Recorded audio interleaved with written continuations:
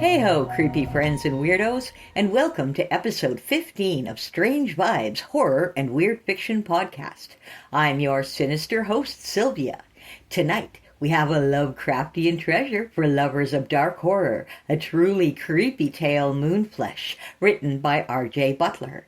Then, Brian Terrence reads part 1 of his gripping serial sci-fi, All the World's a Grave. Both stories are featured in Strange Vibes Weird Fiction Anthology 2, and you can find chilling and darkly humorous creations by these authors and more in Anthology number 1. All links are in the description. And now, a word from our sponsor. If you're a creature feature horror comedy fan, you'll love Squirrels Protect Your Nuts. Killer squirrels attack a small Canadian town with hilariously horrific results. And that's not all. Squirrels 2 Revenge of the Roaches is now available for pre-order at a special low price. Get them both at your favorite online retailer. Sit back, turn down the lights, and sink into the terror of Moonflesh, arising from a place before time. Moonflesh, written by RJ Butler. Alan Serpahiel Theophany had grown accustomed to the weight on his shoulders. The thin black appendage protruding from his back pulsed faintly beneath his clothes, its surface cool and chitinous. The doctors in Carlisle had offered explanations ranging from psychosomatic distress to hallucinations. One even suggested simply praying, to which Theophany offered no argument.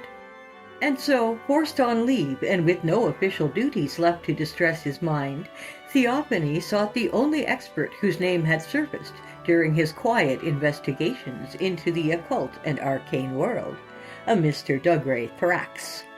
Thrax was a reclusive scholar living in the Lake District, who was whispered to possess knowledge of abnormal biology, ancient grimoires, and certain non-local anomalies.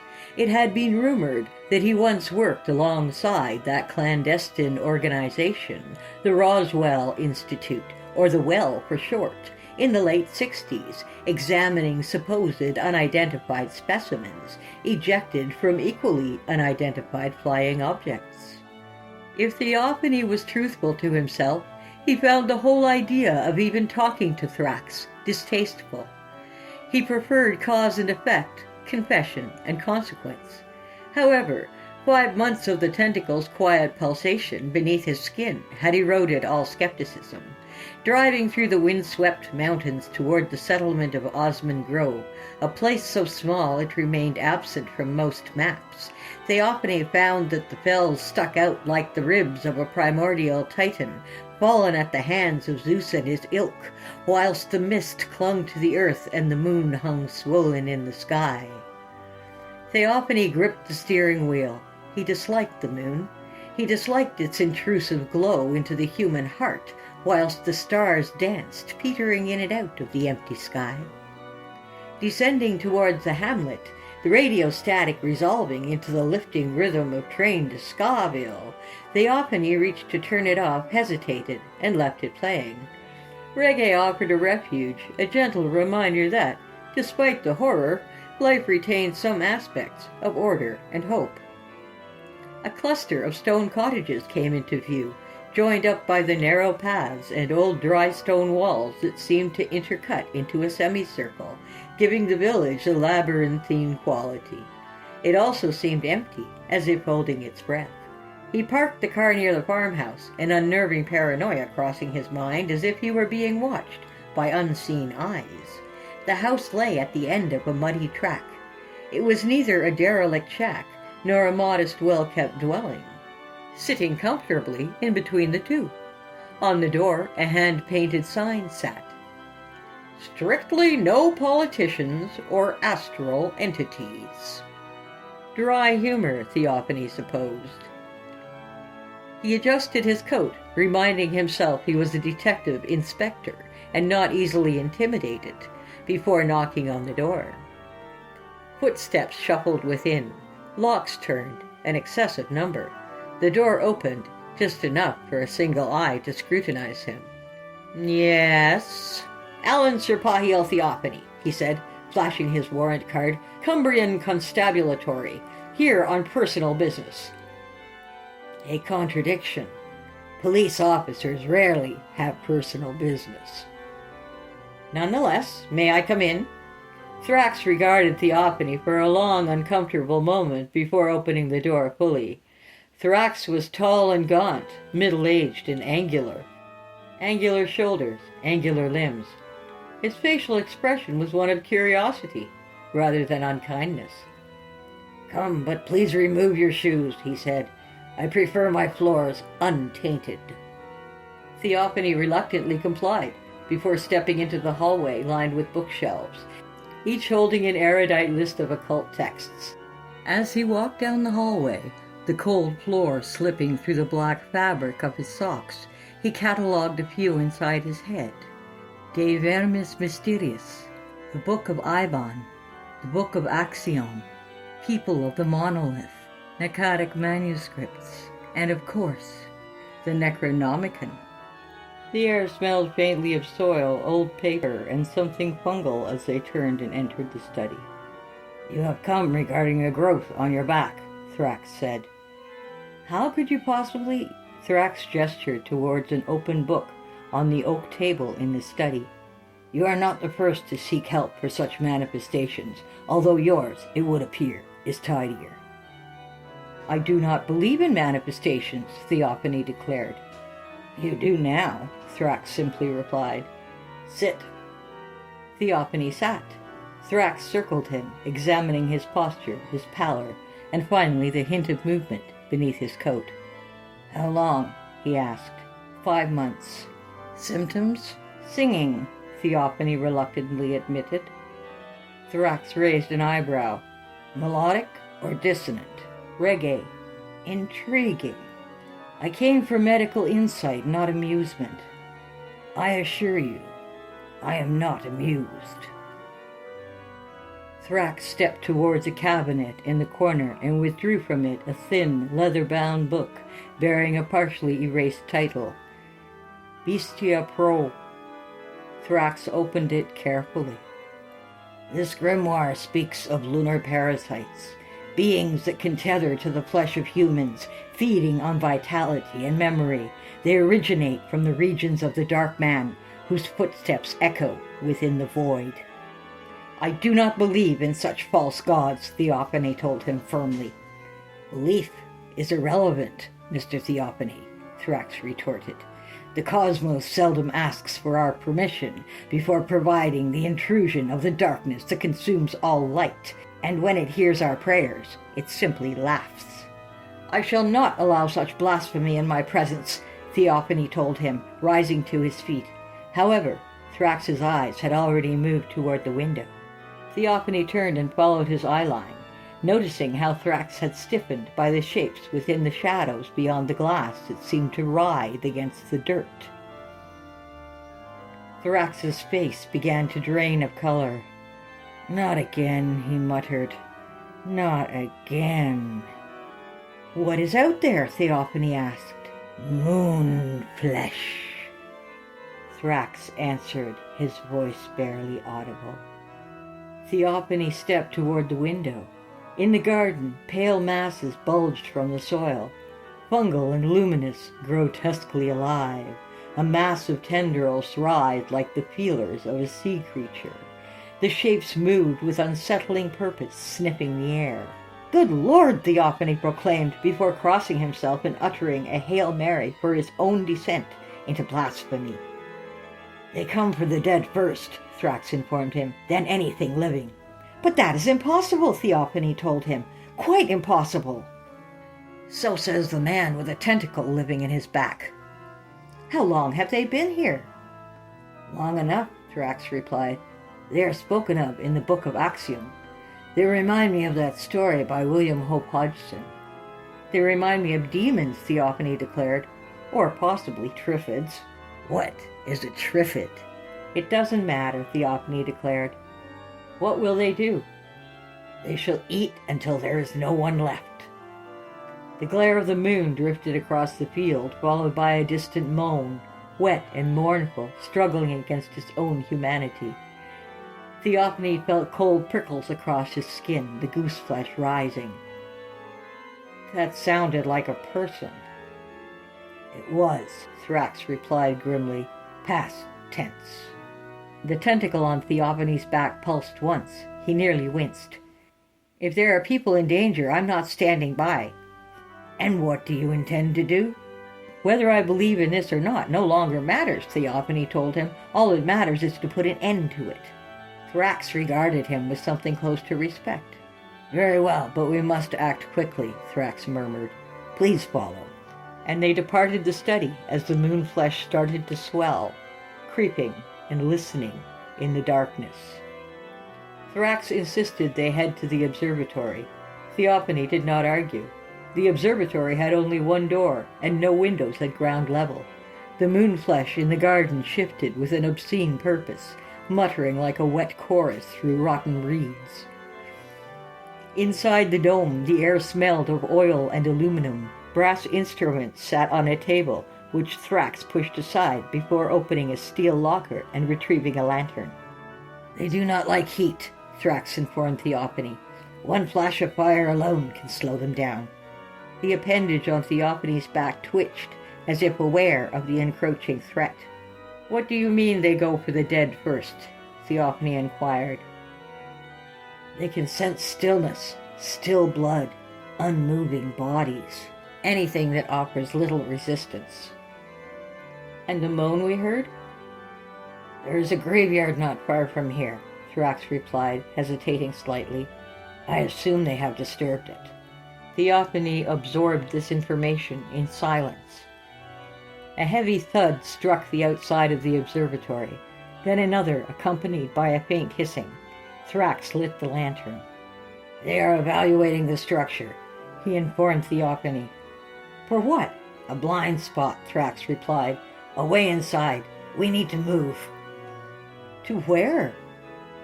The center of the village. Perhaps we should wait till dawn, Thrax suggested. They weaken when the light of the moon fades. Theophany glanced upward. The swollen moon sat low and heavy, its light spilling across the floor. We go now, Theophany told him without raising his voice, a conviction of iron in his soul. Thrax studied him for a moment. Very well, he told Theophany, but do not let the moon flesh touch your skin. Even the tiniest fragment will corrupt. Thrax extinguished the lights, except that of the lantern. They unbolted the observatory door before they ran across the deformed grass. The moon flesh had spread into a cancerous bloom, tendrils stretching in a serpentine structure across the soil. Pale nodules swayed gently, consuming the air. Several shapes massed around the greenhouse. As they ran, the tentacle within Theophany's flesh quivered, alert, reacting, responding. Reaching the lane, Theophany halted at the sight of a fallen figure behind the stone wall. He knelt and found a dead woman. He reached out his hand. Don't touch it, Thrax shouted. Theophany turned and Thrax rushed over. He inspected her skin under the lantern's glare. Yes, he said, she was infected. She has been consumed. Who was she? Theophany asked. Mrs. Jacobson, he replied. Her husband kept bees. We should inform him, Theophany said, remembering his duty. He's probably dead too, Thrax replied. Besides, her body looks wet. And? It would suggest that she was near water. Moon flesh grows in water.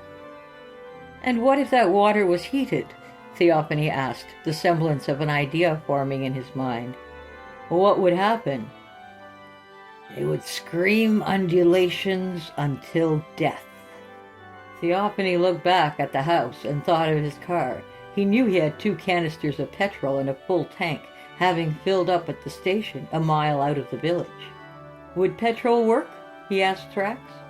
Thrax nodded. Theophany looked around and spotted the church. Go to the church, Theophany told him, and wait for me. I'm going back to my car and will set it alight as it rolls into the lake, killing these demonic creatures. And how do you intend to get back to the house? I'm not going to give up my lantern. Theophany had not thought of that. However, as if sensing his needs, the tentacle began to pulse and glow, illuminating his body in a resonating light. Thrax looked at him in amazement. "How intriguing," he commented. "It would appear as if your unwanted appendage were symbiotic." Theophany said nothing. He had no time for such nonsense. He was just glad for the light. "Wait in the church," Theophany told Thrax, who nodded in compliance, before Theophany headed back to the car. Theophany made it to his car without incident, the moonflesh deterred by the light of his shimmering skin, growling with the wind in anger.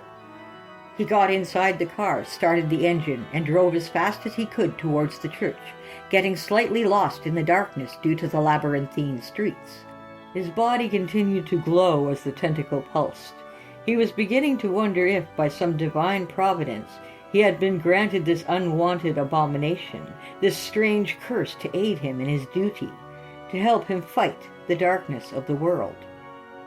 He dismissed the notion as he parked the car outside the church, and he thought about Thrax. Thrax, in Theophany's humble opinion, was a most revolting chap, one of which he would gladly see arrested if some crimes could be proven against him. He began to wonder if it was possible this was an elaborate murder, if Thrax had killed the woman he found out of some jealous rage, and this was all a ploy to make himself look insane. He dismissed that notion too when he got out of the car and heard Thrax scream. The oak door came into view. Sprinting to the church, Theophany entered. The interior was dim and cold. Pews lay overturned. Hymn books lay torn across the floor. Thrax stood at the altar. "Thrax?" Theophany called out. "Are you all right?" Thrax turned, and a look of horror came over Theophany's face. Thrax's eyes were vacant. Tendrils of moonflesh threaded up his spine.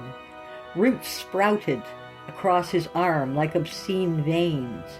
His mouth opened, and Thrax simply hissed. Looking around, Theophany spotted the lantern on the floor, a fading light flowing. He rolled across the floor and grabbed it, shining the dim glow onto Thrax's possessed body. The moonflesh erupted in a plume of pale tissue.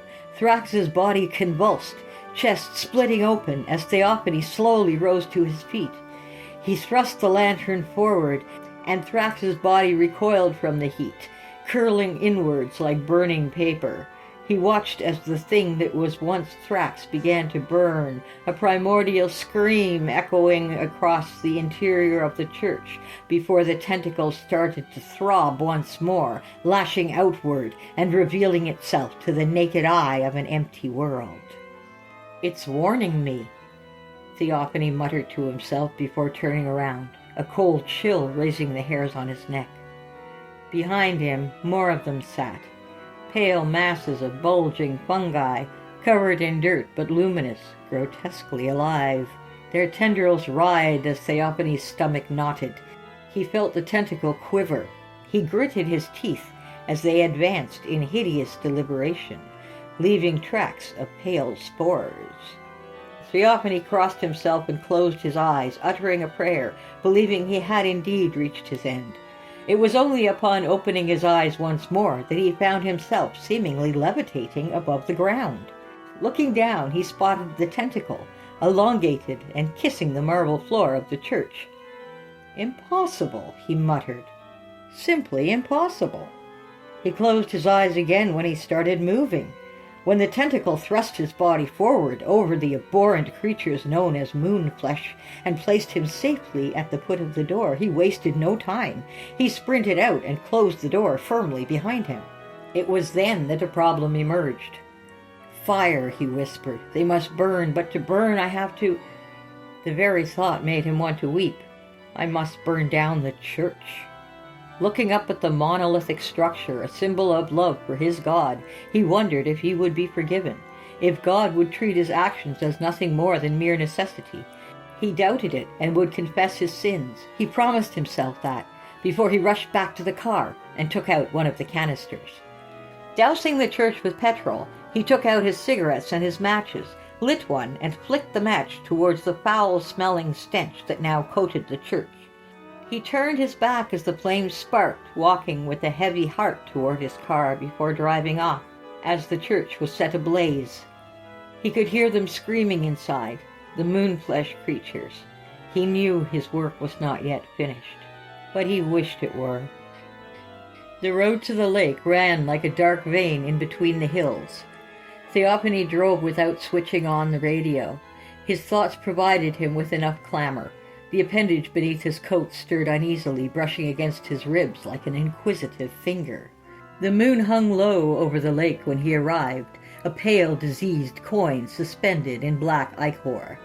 The shoreline was silent, save for the faint hush of reeds. However, Theophany knew that beneath the surface they congregated, the unseen shapes drifting with slow hunger, moon-flesh, twisted mockeries of life, dreaming in the silt. Every instinct screamed at him to flee, to beg his god for protection, to prostrate himself before any shrine that might still offer some semblance of sanctuary. He reached for the second petrol can, the liquid sloshing within, reeking of ignition. Theophany unscrewed the cap and began to pour it over the bonnet. He watched as it rippled down the metal in gleaming rivulets. A slight tremor ran through the earth beneath him, whilst out on the lake, pale rings began to blossom to the surface like disgusting orchids, creating tiny cracks in the crystal like water, diseased by an abominable rot. He could hear them. He could hear their faint, ululating vibrations, a chorus of damp malice. Opening the driver's door, he slid back into the seat. The tentacle tightened around his torso as if resisting. "If I am right, then you shall not allow me to die," he said, seemingly to himself, unable to admit he was talking to the appendage on his back. He kicked in the windscreen until a hole emerged and glass shattered, then lit a match and dropped it through the crack, watching it land on the bonnet as the flame was born, wavering, reflecting in his eyes like a sacrament. Theophany kept his foot pressed hard on the accelerator, the car being lurched forward as flames began to crawl across the dashboard. The world outside warped in a veil. The tentacle writhed frantically, slapping at the door, striking the roof. Theophany tasted smoke. Please be right.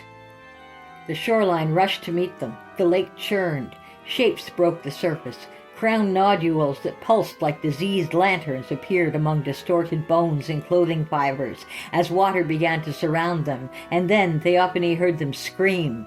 He heard their lullaby of agonizing death, which reverberated with the water and the flames, forcing his teeth to rattle under the vibrations of throbbing distortion.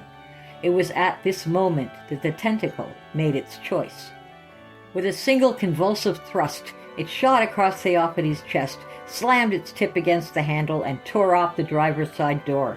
A blast of cold night air struck Theophany's face as he rose out of the plunging vehicle, back towards the light of the swollen moon, the appendage coiling around his ribs before hurling him sideways, out onto the rough, muddy ground. His head hit the ground hard. The tentacle dragged itself and Theophany away from the shoreline, pausing only to listen as the burning car sizzled beneath the surface. After getting some feet away, the tentacle lay slumped like a wounded serpent. When Theophany awoke, the moon brushing against his cheek, he looked out at the water as smoke began to rise, the tentacle trembling beside him. Theophany had been right, and despite himself he began to recognize a shared desire for the sanctity of life. It did not matter if the tentacle only cared for its own existence. It still wanted to live, and because of this, it survived a shared inferno.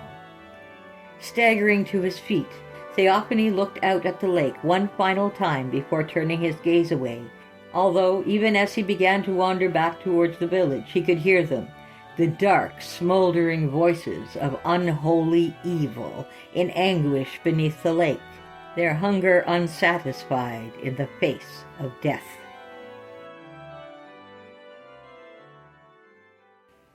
Robert Cumming writes horror and weird fiction under the pen name RJ Butler. His work explores obsession, guilt, folklore, and the intrusion of the uncanny into ordinary lives, often with a focus on atmosphere and strangeness over conventional horror. His story, The Whispering Shale, appeared in the first Strange Vibes anthology. His work has also appeared in Dark Harbour and Stygian Lepus, with several additional pieces forthcoming and some adapted audio formats. He is currently completing a PhD in creative writing, focusing on folklore and contemporary horror, and is developing his first short story collection. He lives in Cumbria, England, where the landscape frequently informs the eerie and liminal qualities of his work. And now, in a future perhaps not too distant, fearsome and mysterious happenings transpire. All the World's a Grave, written and narrated by Brian Terence, Part 1. The man awoke. He looked up at the church, the porch leaning out over his prostrate form. The words carved into the stone lintel, "I am the resurrection and the life." He recognised the words, but nothing else. Why was he lying in front of the porch of an old church? His hand reached down and he felt the wet ground beneath him. He lifted himself to his feet and started to brush the dirt from his clothes. The dirt and leaves fell away, leaving the material pristine. He was wearing some sort of thin, sparkling onesie. Very Star Trek. So he wasn't dead. Then where was he? A movement to his right prompted him to turn around. He jumped as someone or something was standing there. It hadn't been a moment before. Whether the someone was male or female, or maybe a something else, was impossible to determine. The face was hard to distinguish and strikingly beautiful both at the same time. Trying to make out the features gave him a headache, and he looked away and examined the graveyard. Everything was neglected. It had an abandoned feel to it. "Hello," said the something. "Hi," said the man, but not turning around. "I imagine you have questions. Let me answer some. If there's anything else, then we can talk about it," the something said. The man nodded, but continued to avoid looking at the something. "I've resurrected you because I need your help. Everybody is dead, and I don't know what happened. I found you in cryogenic storage and revived a version of you in the hope that you can tell me what happened here." The something gestured at the derelict landscape. The man walked a few steps to get a closer view of a gravestone which was dated some years after his last memory, and he explained this to the something. "These are dates years after I died. How can I help you? Anyway, who or what are you?" "I'm a visitor, a traveller. I sometimes visit your world, maybe every few hundred of your years, to talk with people of your species and discuss things. This time, well, you can see, I don't know what happened since my last visit. I had hoped you could help me understand why." The man coughed. "What is this dust? It's getting in my mouth." "Nanites," the visitor replied. "Microscopic robots. Don't be concerned, they are all deactivated." "What?" the man said, coughing and spitting. "There are so many of them. More to the point, if you say everyone is dead, then where are the bones?" "The nanites consumed them. That is my theory. I hoped you could help me solve the mystery, but it must have happened some years after your death." "Consumed?" The man looked horrified. "Yes, they converted all living creatures on the Earth's surface into more nanites. Eventually they just shut down automatically." The two stood staring out across the graveyard, a graveyard that now expanded to fill an entire world. Brian Terence writes a wide range of science fiction stories, both full novels and short stories, covering subjects such as humor, post-apocalyptic, space adventures, mysteries, paranormal, alien invasion, time travel, and robots. Some are humorous and others are more poignant and thought-provoking. Join me next week for more tales of the mad, macabre, or just plain weird. Until then, my friends, stay strange.